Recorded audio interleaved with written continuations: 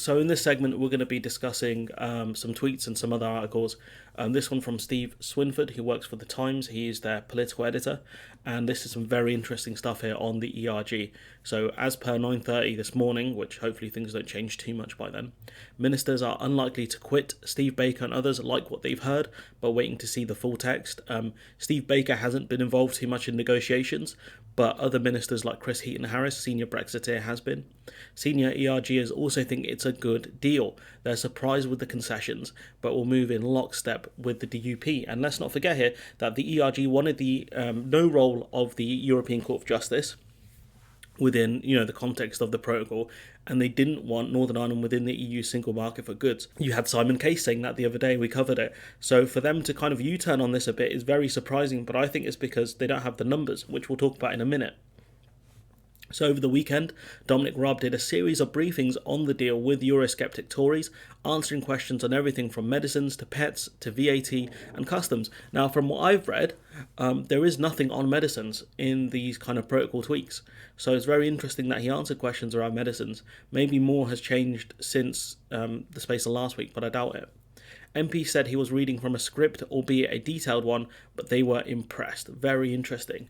One senior Eurosceptic Tory and ERG member said, based on what they have heard, they would love to back the deal. They think it's a good deal, but it's a big but. If the DUP don't back it, they can't and won't. They say comms and handling of the DUP has been appalling.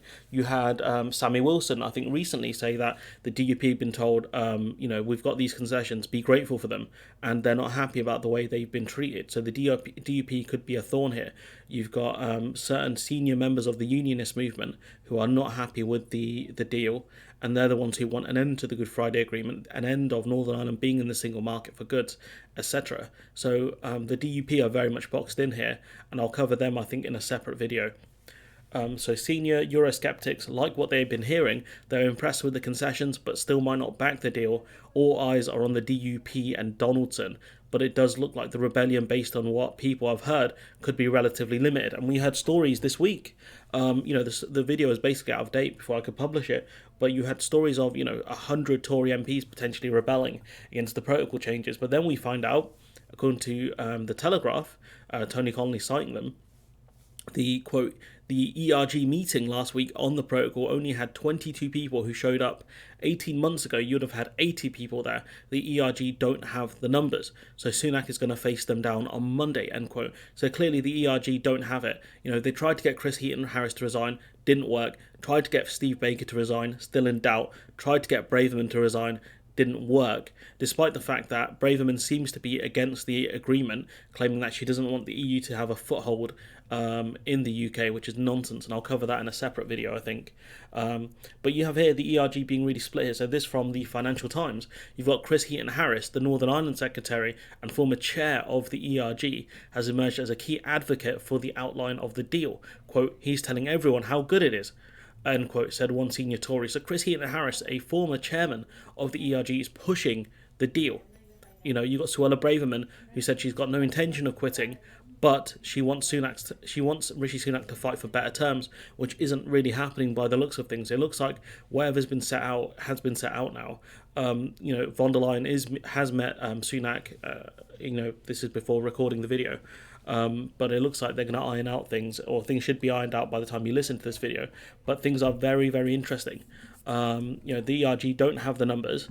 They appear very split on it, and you've got everyone's favourite side character, Mark Francois, saying, quote, we are not stupid, end quote. Eurosceptic Tory MP Francois warns Rishi Sunak.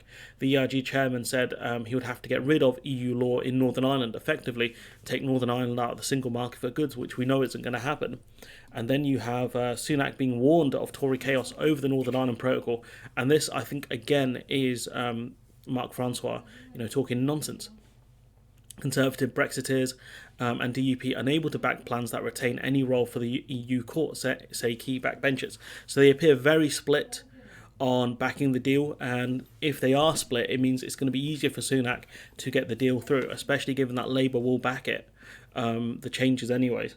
But the problem will be when Sunak faces budgetary votes, which Labour won't back. But anyways, I'm going to leave it there. Let me know what you think in the comments below. Like, comment, share, subscribe. Hopefully not much changes between the recording of this video, which is about 11:20 in the morning, between this and 4:15 when the video goes live. Let me know what you think in the comments below. Like, comment, share, subscribe. Support the channel on Patreon if you can, and hopefully I'll see you in the next one.